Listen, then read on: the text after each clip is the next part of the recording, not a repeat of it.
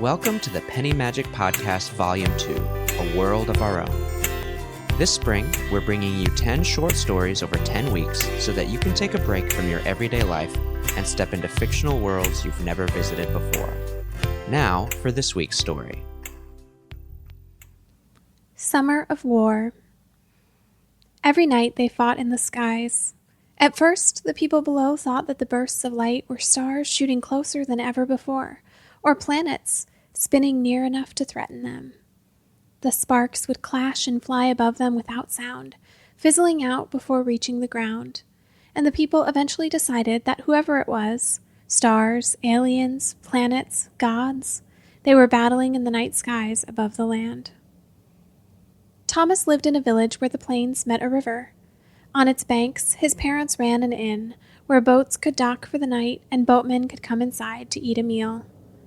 That summer, every person who passed through seemed to have their own story about what they had seen. "It's aliens," cried the young ones, tall and silver men in the skies, bloodless and soulless, fighting each other and someday coming to fight us. The young people had so much time still to live, and they clenched their hands over their ears, afraid of the stars above taking them away.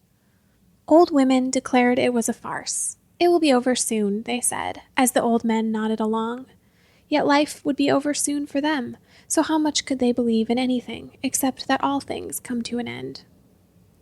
On most summer nights, Thomas sat on a window ledge above the water wheel on the river, listening to the water move in great gulps, breaking up the sound of clattering conversations from the tables below him inside the inn.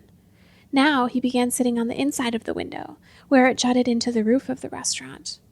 From his perch, stories drifted up to him, and he learned everything that he and his sister weren't supposed to know about the battle in the skies. Pieces fell sometimes. Small rocks from the sky, chunks of metal and ore. People swore that they were being watched and that the battles were ploys to take over the land. Others said it was a cyclical shower of stars that only came every so often, and that it would pass in time, like the 13-year cycle of cicadas had the summer before. Thomas remembered the cicadas. It was the only summer that the water wheel was unable to drown out every sound around it. The shrill hum of the bugs followed him from street to street in their town, mocking him from the trees. He had never seen a cicada until his friend found one legs up on the ground, pawing at the air, unable to flip over. His friend had kicked it, and it landed on its back again. He poked it with a leaf, and it moved its legs even faster. His friend grabbed a smoldering stick from a fire nearby and stabbed the cicada's shell at the center of its squirming legs. The legs shivered with kicks, and it shrieked 100 times louder than before, piercing through their ears. Thomas and his friend laughed, horrified at the noise of death. But there was no way to stop it now. It screamed like a balloon of infinite air, slowly being released. In the battle between the boys' amusement and the insistence of the cicada's scream, the insect won. Thomas finally kicked it off the stick and stomped it in the grass until the squeal wore away to nothing. After that, the sound of the cicadas was vile to Thomas, and he begged the noisy water wheel to keep it away. The buzz from the trees now sounded like a small shrill of coming death, and Thomas was responsible. Thomas did not believe that the battles above were like cicadas, coming and going every 13 years. Surely the flickering stars would either leave and never return, or kill them all tomorrow. At the end of the summer, Thomas's family left the village for a week away. They left early one morning by boat, following the river to the lake it spilled into below. They stayed in a small cabin on the lake, fastened to its edge by wide fields that sat around it on every side. On the second night, his sister came into his room. "Thomas, come see," she whispered. They snuck out into the nearby field and sat on the remains of a tree trunk that lay dead in the grass. She pointed up. "The wars." Thomas looked. It was not what he imagined or what he had seen from the town, where the wars were vague stars shooting longer than normal. Here they were spinning silver specks, closer than they ought to be. They shot, but did not fall or fade. They raced towards each other and clashed with a noiseless light. Then they raced apart to return together again. As they watched, Thomas saw what the boatmen described: the stars at war. Specks of light that could only be stars attacking each other with no true winner, just blinks of greater light. His sister breathed deeply. "I think it's pretty," she said. Thomas looked again. "It is," he said. But in the silent streaks of light, he heard the noise of cicadas, squealing out the last of their life. There was something unsettling about the way the lights never went out or seemed to merge and disappear. "Do they ever leave?" he asked. "I heard one teacher say he thinks that they don't, that even in the day they flash like this, but we can't see it because of the sun." Thomas and his sister watched the discs above them. In the clear night, they looked almost like fireflies attacking each other for their light. Behind them, the still sheet of stars looked on without comment. The children snuck out the next night and the next to watch the skies. Their parents did not know or did not care. The lake was a place for adventures, and the silent stars were far away. After the third night, Thomas's sister stopped coming.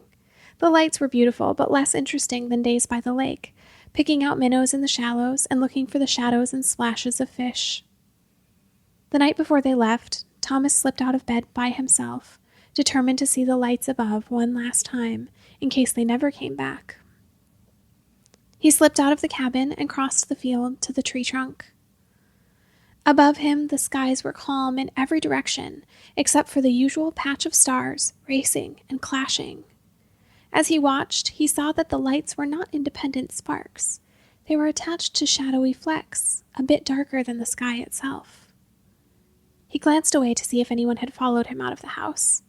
The cabin was in darkness, with only the pale fringe of the shutters glowing under the moonlight. Below him, the tree trunk was rough on his legs, and he flicked a finger along one crevice of the rough bark. Suddenly, he heard a cicada screaming for its life, piercing the night sky. He looked up and saw one fleck sailing towards him, growing larger, coming closer, bringing the shriek to his field.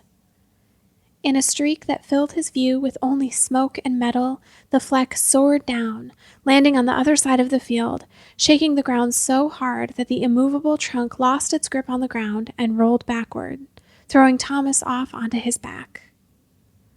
Thomas peeked over the trunk at the fleck, now a round pod of metal, dented so deep into the field that only the top third was visible. He ran toward it without a thought, drawn to it, like one light to another in the skies above. Reaching it, he put his hand to the metal. It was smooth and hot, scorching his palm before he could pull his hand back. He looked around the pod, making out what he could in the moonlight. There was only a round, slick surface, like the stones in the lake that had been beaten smooth by time. But as he circled, he saw a spot that was different, where a handle poked out among the long blades of grass. He tore off his shirt and wrapped it around his hand, using the fabric to protect himself, just as his mother did with the dish towels when she took food out of the oven. He tugged at the handle, and a hatch opened.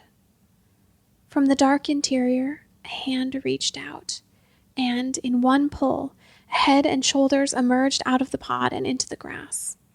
A woman looked up at him, not registering anything but his shirtless torso shining in the moonlight.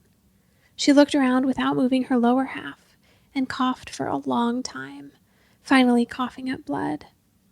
She twisted for one last look at the grass around her and the trees of the lake in the distance. Thomas tried to speak, but couldn't. He bent down to look at her face. Her eyes roved over the field, looking past him for someone else.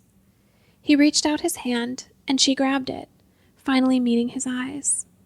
Her face widened in surprise, registering that Thomas was here with her in the field, crouching in the long grass.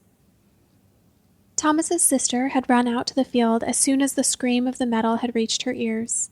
She saw the trunk of the tree rolled out of place, and looked across the field to see a gleam of white. Thomas stood shirtless in the moonlight, his pale body looking otherworldly as he stood over a large black stone, holding the hand of an unknown woman who had crawled out from inside. The next day, Thomas and his family buried the woman. The pod remained in the field, a stone too large for anyone to move. Years later, scientists would discover it and decide that it was a farmer's failed invention.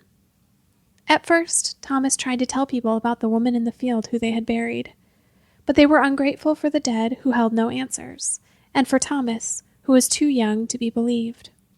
A woman had gone missing from a town upriver, they said, and she was the body they had found. For 3 weeks after they left the lake, the lights above continued in their mercenary games. At the end of the summer, the flashes stopped, and they did not restart again, not even after the cicadas returned 13 years later. An excerpt from A History of the Great Wars. It is well documented that at the end of the Fifth Great War, the fighting was taken to a new, controversial battlefield, the backlogs of the past. The Charlestown Convention declared that, while the historic people may see the wars, no interaction would be allowed between the present war and past civilizations. To this day, there are no known cases of soldiers or debris reaching the surface of Earth past. The fighting in the skies became known to the common people as the Summer of War, though scientists of the time believed what they saw to be a seasonal meteor shower.